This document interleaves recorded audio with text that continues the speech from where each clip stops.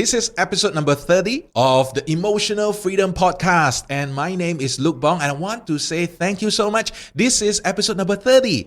Now, I have been making this daily podcast for the past 30 days, and to me, that's a big achievement because, before I started doing it, I would have never ever thought that I would be able to stick to this schedule of doing one episode a day. And guess what? It's 1 month already. All there is left is another 11 more months to go. Wow.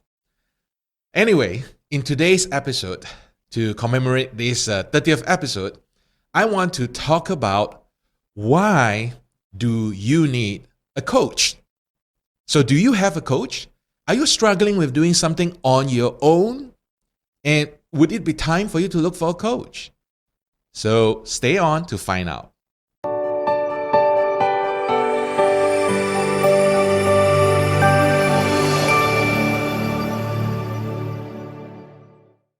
Hi, welcome back.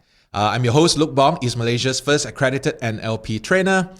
Now, this podcast is all about supporting you as you learn how to master your own emotions, deal with frustrations, pick yourself up again when you go through the low times.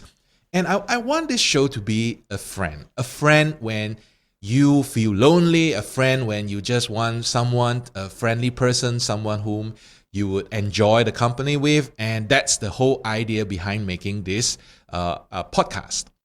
So today I want to talk about coaching and what exactly is a coach. Now, coaching is not, I would say it is not a very old profession because I think coaching started off as more of a professional field by Tony Robbins, because before that, coaching was just more towards doing sports or martial arts, right? Or performance-related things, yeah? Like, for example, if you are a musician, you probably need a coach. But it was Tony who actually spearheaded this new business model where he goes into coaching for people's, their life coach, the emotion coach, or, would you believe me? There's also things like sleeping coach or sex coach. There are so many different types of coaches out there right now. So it really makes us want to ask this question. Why would you need a coach? I mean, all you have to do is just go onto YouTube, type, how do I swim? And then you can actually watch the video and learn from it, right? Or how can I solve problems? Just go to YouTube and watch a 15 minutes video and you'll be ready, right? Well, turns out that things are just not that simple. You see, one of the sentences that really impacted me to the point that I realized I need a coach was this.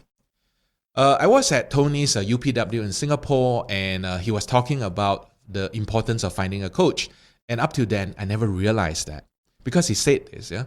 Even in sports, who are the ones who get a coach? The amateurs or the professionals? Now, the amateurs, they will try to do everything by themselves. They will try to improve themselves. They just play among themselves. Hopefully, they can become better. But isn't it true? Tony said that it is the professionals who engage in coaches. And for the very first time, I begin to realize that if you want to be a professional in what you do, you need a coach.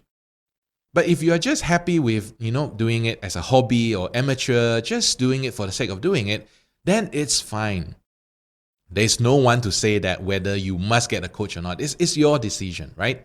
But the key to me now is that if I want to become good and really good at something, to master something, then I really need to find a coach.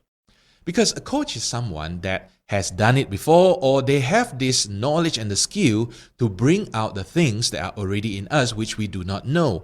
And I call those as things that we know unconsciously.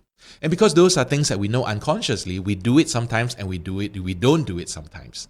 And a coach has that ability to actually help you to draw out your knowledge, draw out your wisdom, so-called, so that you can begin to do it. Now, so many times, right, people have attended my NLP courses, my training, my seminars, and after the courses, they will come up to me and say, look, these things that you are teaching, these are the things that I do it sometimes. I just never realized that it is actually a technique. It is actually something that is so powerful. I just take it for granted. So, sometimes if I remember it, I do it. If I don't remember it, I don't. But now that I know it, now that you have pointed it out to me, guess what? I'm like, I now can consciously use it. So thank you so much for pointing that to me.